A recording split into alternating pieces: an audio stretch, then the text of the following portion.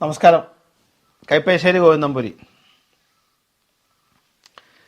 ഈ നമ്മൾ പണ്ട് ദേവീമാഹാത്മ്യത്തിൻ്റെ കാര്യങ്ങളെക്കുറിച്ചും ദേവീമാഹാത്മ്യത്തിൻ്റെ ജപത്തെക്കുറിച്ചും ദേവീമാഹാത്മ്യത്തിൻ്റെ ചൈതന്യത്തെക്കുറിച്ചുമൊക്കെ നമ്മൾ മുൻപ് സംവദിച്ചിട്ടുണ്ട്. എന്നാലും നിരവധി സംശയങ്ങൾ അവിടെ പിന്നെയും ബാക്കി നിൽക്കുന്നു. പലരുടെയും ചോദ്യങ്ങളിൽ നിന്ന് വ്യക്തമാണ്. ഏറ്റവും ആദ്യം ഒന്നാമത്തെ കാര്യം ഞാൻ തന്നെ പറയാം.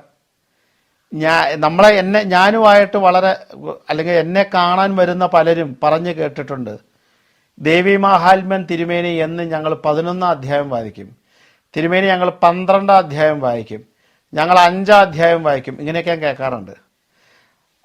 അത് തന്നെ വളരെ തെറ്റാണ്. കാരണം ഒരു ഒരു ഒരു എന്താ പറയണേ, ഒരു തുടക്കം തൊട്ട് അവസാനം വരെ എന്ന് പറയുന്നതാണ് ദേവീമാഹാത്മ്യം.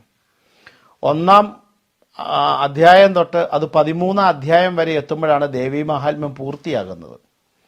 ദേവീമാഹാത്മ്യത്തിലെ ഏറ്റവും ഗുണം കിട്ടുന്ന അധ്യായം മാത്രം ഞാൻ വായിക്കുന്നു. ബാക്കി ആ ദേവിയുടെ ഉത്ഭവമോ ദേവിയുടെ യുദ്ധങ്ങളോ ദേവി സ്വർഗലോകം തൊട്ട് ഐരാവതം പാരിജാതം തൊട്ട് അങ്ങനെയുള്ള വിവിധ സാധനങ്ങൾ വാങ്ങിച്ച് ദേവന്മാർക്ക് കൊടുക്കുന്നതോ ദേവന്മാരെ അനുഗ്രഹിക്കുന്നതോ ഇതൊന്നും നമുക്കറിയണ്ട. നമുക്ക് ആ 12 അധ്യായം അല്ലെ 11 അധ്യായത്തിലെ ഏറ്റവും സുഖം കിട്ടുന്നത് മാത്രം നമ്മൾ അറിയാമെന്ന് പറഞ്ഞാൽ നമ്മളൊരു സ്വാർത്ഥമതികളാകും എന്നാണ് എൻ്റെ പ്രതീക്ഷ. അപ്പോൾ അതുകൊണ്ട് ദേവീമാഹാത്മ്യം ജപിക്കുമ്പോൾ ദേവീ കവചം 1 അധ്യായം, ദേവീ കവചം 2 അധ്യായം, ദേവീ കവചം 3 അധ്യായം അങ്ങനെ ജപിക്കാം. അല്ലെങ്കിൽ ഓരോ ദിവസത്തിനും ഇന്ന അധ്യായങ്ങൾ എന്ന് പറഞ്ഞിട്ടുണ്ട്, അങ്ങനെ ജപിക്കാം.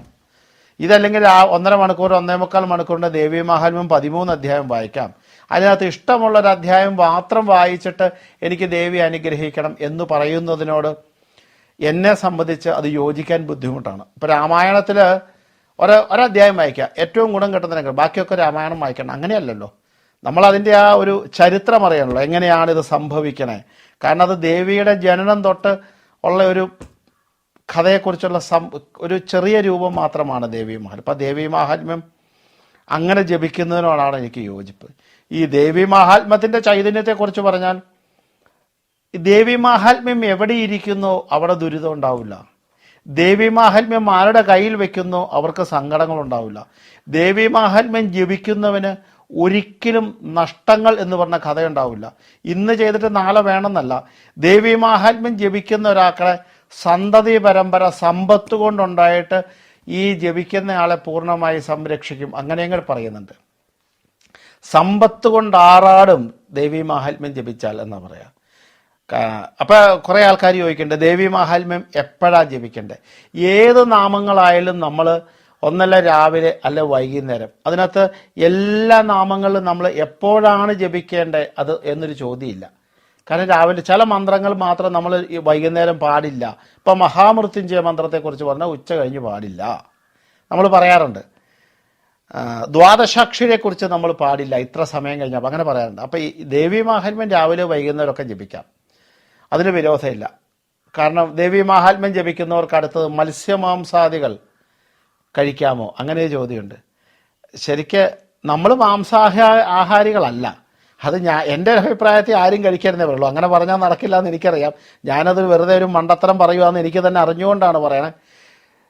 ഇപ്പം രാവിലെ ജപിക്കാമെങ്കിൽ രാവിലെ ഭക്ഷണശുദ്ധിയുടെ പ്രശ്നം വരുന്നില്ല. രാവിലെ കുളി കഴിയുമ്പോൾ നമ്മുടെ നിത്യകർമ്മങ്ങൾ കഴിഞ്ഞ് ഭക്ഷണം കുളിച്ച് ജപിക്കുമ്പോൾ രാവിലെ തന്നെ അത് കഴിയുമ്പോൾ ഈ ഭക്ഷണത്തിൻ്റെ അശുദ്ധികൾ നമ്മളെ ബാധിക്കുന്നില്ല. അതുകൊണ്ട് തന്നെയാണ് രാവിലെ കുളിച്ചമ്പലത്തിൽ പോവുക, അതാണ് ചിട്ട വെച്ചേക്കണേ. രാവിലെ കുളിച്ച് അമ്പലത്തിൽ പോകുന്നതിൻ്റെ ചിട്ട എന്തിനാ? ഈ രാവിലെ പോകുമ്പോൾ ഉണ്ടാകുന്ന നമുക്ക് ഈ ഭക്ഷണത്തിൻ്റെ ഒന്നും അശുദ്ധികൾ നമ്മളെ ബാധിക്കാതിരിക്കും. അതാണ് അതിൻ്റെ ഒരു പ്രധാന കാരണം. വൈകുന്നേരമായ നിവൃത്തിയില്ലേ കുളിച്ചിട്ടായാലും ജപിക്കുക, അതുകൊണ്ട് ഇപ്പോൾ വിരോധമൊന്നുമില്ല. പുരാണ പാരായണമായതുകൊണ്ട് മന്ത്രങ്ങളുടെ ഒരു ക്രോഡീകരണമല്ലല്ലോ, പാരായണമാണല്ലോ, അതുകൊണ്ട് അത് ദോഷമായി വരും എന്ന് വിചാരിക്കല്ല. ഈ ദേവീമാഹാത്മ്യം വെക്കുന്നത് പോലും, നമ്മുടെ കുടുംബത്തെ ദേവീമാഹാത്മ്യം പുണ്യഗ്രന്ഥമാണ്, അത് വെക്കുന്നത് പോലും ഒരു വിഗ്രഹത്തെ, ലക്ഷ്മിയെ നമ്മൾ എപ്രകാരം കാണുമോ അപ്രകാരം വെക്കണം എന്നാണ് പറയുന്നത്. മനസ്സിലാവുന്നുണ്ടോ? കാരണം അങ്ങനെ ചെയ്ത് കഴിയുമ്പോഴാണ് ദേവിയുടെ അനുഗ്രഹം നമ്മളിലേക്ക്, നമ്മുടെ കുടുംബത്തേക്ക്, നമ്മുടെ ജീവിതത്തിലേക്ക്, നമ്മുടെ ഐശ്വര്യത്തിലേക്ക് ദേവിയുടെ അനുഗ്രഹം ഉണ്ടാകുന്നു. ആവാദിക്കും കരണീയം എന്ന് പറഞ്ഞാൽ എന്താ അർത്ഥം? ആപത്ത് വരുമ്പോൾ നമ്മൾ എന്ത് ചെയ്യണം, ആപത്ത് വരുമ്പോൾ നമ്മൾ എന്ത് ചെയ്യണം എന്ന് പറഞ്ഞു തരുന്ന സ്മരണയുഗം. അതായത് ആരെ? ഭഗവതിയെ, അംബികയെ, നിന്നെ ഞാൻ പ്രാർത്ഥിക്കുകയാണ്. ചരണയുഗളം, ഭഗവതിയായ നിന്നെ പ്രാർത്ഥിച്ചുകൊണ്ട് ഞാൻ അതിൽ നിന്ന് മോക്ഷം ലഭിക്കുന്നു എന്നാ പറയണേ. മനസ്സിലാവുന്നുണ്ടോ?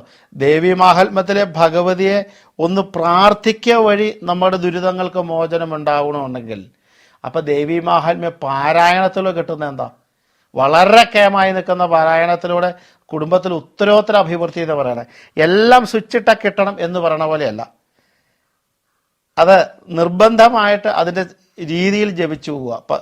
നമ്മളിങ്ങനെ അത് ആവർത്തിച്ച് ചണ്ഡികാഹോമം എന്ന് പറഞ്ഞൊരു ഹോമത്തെക്കുറിച്ച് നിങ്ങൾ കേട്ടിട്ടുണ്ടാവും. മൂകാംബികയിലൊക്കെ നടക്കുന്നതാണ്. നമ്മുടെ കുടുംബത്തൊക്കെ നടക്കണമെങ്കിൽ അത്രയും കോസ്റ്റ്ലിയാണ്. സാധാരണഗതിക്ക് ആരും അതിന് ശ്രമിക്കാറില്ല.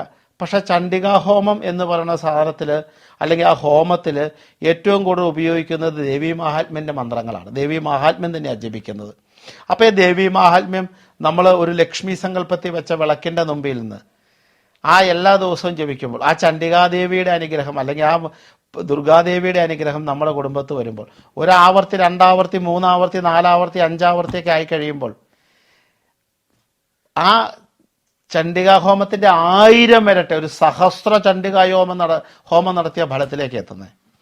അപ്പം അതുകൊണ്ട് 13 ദിവസം മതി ഒരു പ്രാവശ്യം 13 ദിവസം മതി. ഒരു മാസം 26 ദിവസം കിട്ടും. എത്ര തവണ നിങ്ങൾക്ക് ജപിക്കാം? മിനിമം 24 തവണയെങ്കിലും ഒരു വർഷം ജപിക്കാൻ പറ്റും.